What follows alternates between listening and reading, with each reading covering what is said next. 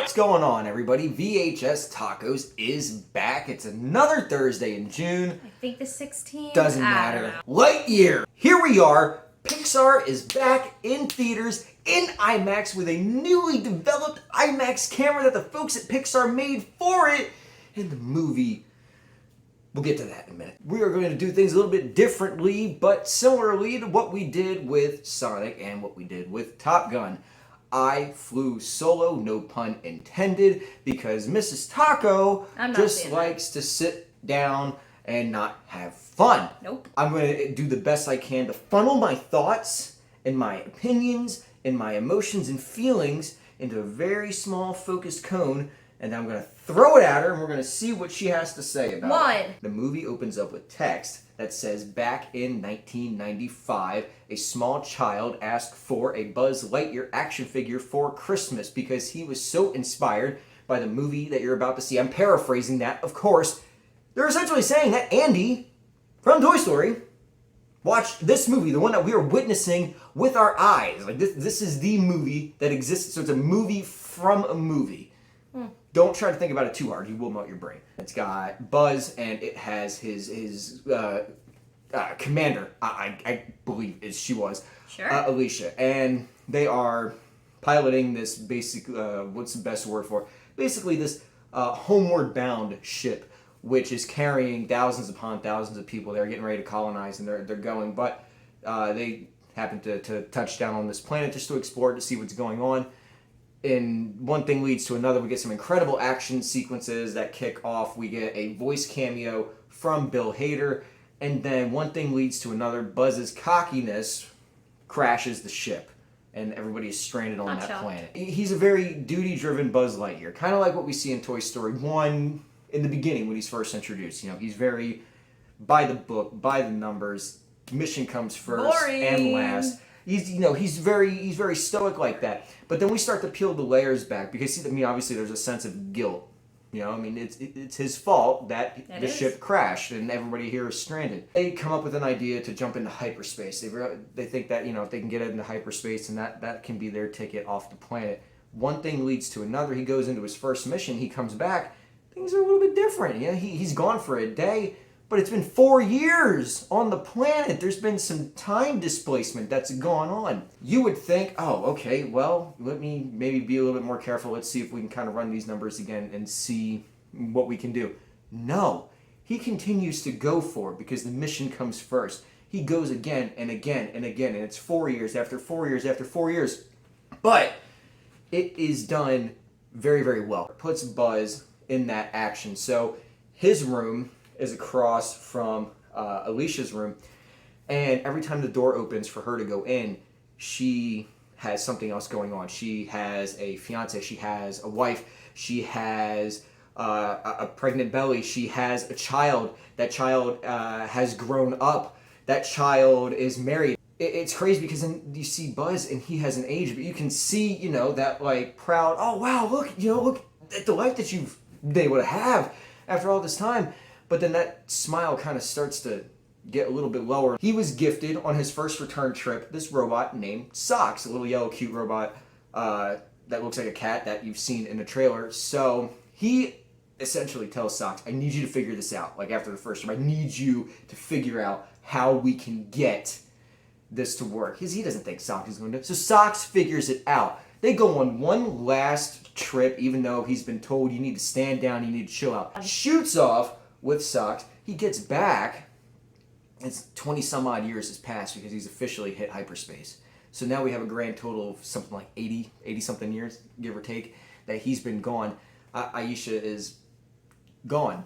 She has passed away. She left a goodbye for him from her hospital bed, which is not a dry eye in the house. It was so heartbreaking. And the music, okay, from the king of modern day composers himself. I'm going to butcher his last name, Michael Giacchino, or Giacchino, whatever. He's the guy that did the music for Jurassic World Dominion. He's the guy that did the music for the Batman. He's the guy that did the music for all the Spider-Mans, the new ones. He did the music for Star Trek. I mean, the dude stays busy. He's good. And the music that he does here is a combination of like rousing, sci-fi adventure, but then also it has a lot of like 90s undertones as well, which was very smart and brilliant when you think about it, since this movie was supposedly supposed to come out in 1995. So it's very, very clever. But the music that plays over that scene as he's watching that reel of her basically telling him, it's okay. You know, I had a great life. The mission didn't get completed like you wanted, but everybody here is happy. You know, we were able to have lives and be happy. And the tear that comes off of his eye as he picks up this photo that she left him of both her and him in their prime as, you know, space rangers. It's just, if your heart doesn't shatter, then you're probably Mrs. Taco. And it's so wonderful. I'm not moved. We're going to fast forward a little bit here. Please do. We start meeting some individuals. We start meeting some newer people. And then we meet someone named Hawthorne as well. But wait a minute. If Alicia's dead, who is this? It's her granddaughter.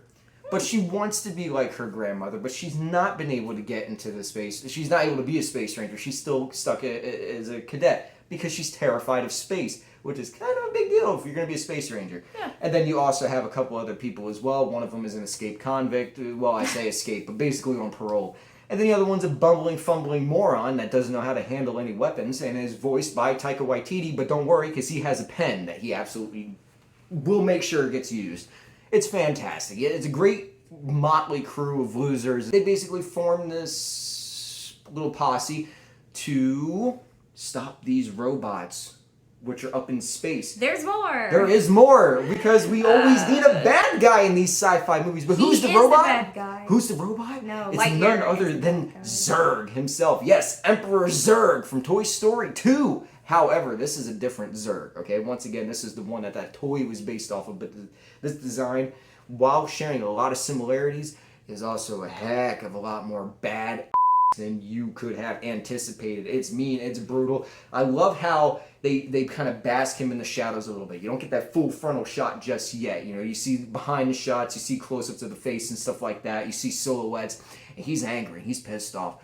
But he's after Lightyear, which is weird. Why? Flash forward a little bit, of course, you know the movie. He is there to learn life lessons. He's able to learn that the mission doesn't always have to come first. It's okay if you fail the mission. You know, it's okay if you open up to other people. It's okay if not everything falls on your shoulders. And Chris Evans, being the first, I believe this is his first voice acting gig, he does a fantastic job. He does it like he's a seasoned pro. He's very good at it. You know, he sells the emotions very well. He sells the stoic heroism very well. I mean, of course, you know, the man's been Captain America for the last 10, 12 years. Too many. No, of course the rest of the voice cast does well as well. You have Keke Palmer, Ah. who plays Izzy, the granddaughter. And She's she is amazing. fantastic. She Oh has a my lot of gosh. great humorous bits, but then she also has some emotional bits concerning her grandmother. And then, of course, Taika Waititi is there for the comedic everything, and he's good. Now we're going to go ahead and we'll talk about Zurg. Who's that voiced by? So, Zurg is voiced by James Brolin. The voice will sound familiar as you're listening to it, and it's quite Who's James interesting. Brolin? We'll get to that. Is he related to Josh? Huh? Zurg finally catches Lightyear and gets him on the ship, and you're like, oh yeah, showdown time. But then you remember in your head, you're like, oh crap, wait a minute, in Toy Story 2, Zurg said, no, Buzz, I'm your father. And you're like, yeah, it's going to be Papa Buzz. And then the suit opens up, because it's a suit, right? And then out steps this guy that looks suspiciously like Buzz. And you're like, holy crap. And Buzz goes, Dad? And he's like, no. And then he flashes dog tags, and it's Buzz Lightyear. I could have called that from the very beginning. No, you couldn't. Oh my. This So, movie is we whack. get some exposition and some background Oh my about gosh. how Zurg Buzz essentially Not Zurg. Zurg Buzz went way too far into the future because of that time displacement when they figured it out. Just because it's all about the mission. And he went so far as, you know, get all this advanced tech and this weaponry and everything like that, which is very interesting. They're hinting that there's like an actual Emperor Zurg out there somewhere in the future, which is menacing to say the least. And so he's essentially there to get that hypercore, the juice to get them back, because he wants to send Buzz all the way back to the past. The original Buzz, go back to the past, fix everything so this doesn't happen. But then Buzz realizes it was never about that. You know, the people on that ship. They took that bad situation that they were put in, but they made the best out of it. They ended up having lives. Alicia was able to have a family. She was able to start a family and then have, Izzy as the granddaughter. Everybody was going to do great and wonderful things. Buzz isn't going to go and ruin all of that. He's learned his lesson. The mission doesn't always come first. So, of course, we get some awesome sci-fi, wild action, and some crazy fight scenes and everything like that. He uses the ejection seat on the ship where he gets his wings, and the crowd actually cheered for that. That was a lot of fun. He gets the laser on there, which is great. He gets his suit, the green and white suit, which looks fantastic. Zurg has the core in his hand. Buzz shoots it, blows it up, kills Zurg. Movie ends. Buzz is now in charge of a new section, I can't see, of Star Command, where him and his motley crew of weirdos are off to protect the galaxy and scour the universe for any unknown threats. Very Star Trek-like, but hey, Buzz Lightyear. So then we get a couple credit scenes, a couple little comedic and everything like that. Then the movie ends. You do the Pixar logo and everything like that.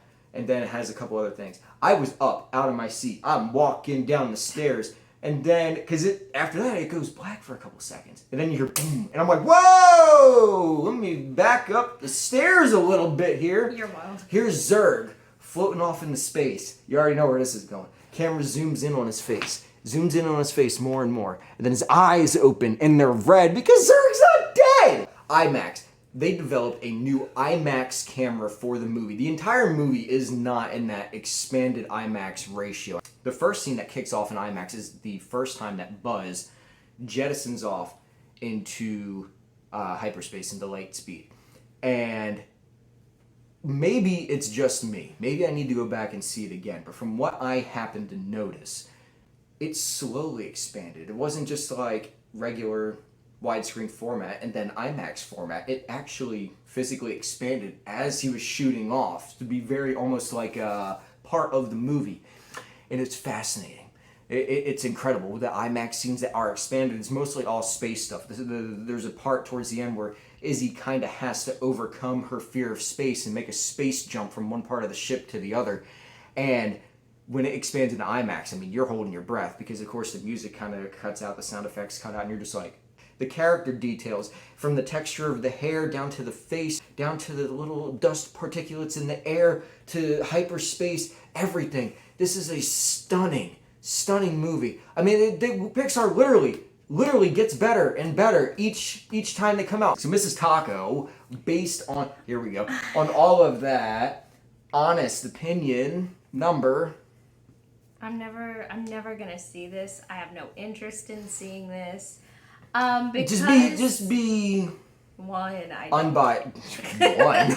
No, yeah. I like Kiki. I like Chris. There's some cool guys, and I like colors. So it's a 1. If you're into rousing space adventures, if you're into redemption stories, if you're into Pixar, if you're into Chris Evans, and let's be honest here, who isn't? If you're into Taika Waititi, besides her, who isn't? Go see this movie. And Kiki Palmer. Of course. This is a great summer for her because she's going to be back next month. Lightyear is awesome. It's action-packed. It's fun for the whole family. I actually jumped twice. They got me with the cool, clean 2 jump scares thanks to a couple explosions and some Zurg appearances, which were nuts. They always get you. If you guys had a chance to check out Lightyear, let me know down in the comments below. If you plan on checking it out, of course, let me know. If you have zero intention of checking it out because you think that, the series should have ended with 3 and 4 was a waste of time, why are we here? And until next time, guys, this has been VHS Tacos signing off. I need to go see if there's any available tickets for the rest of the weekend. Adios. Bye.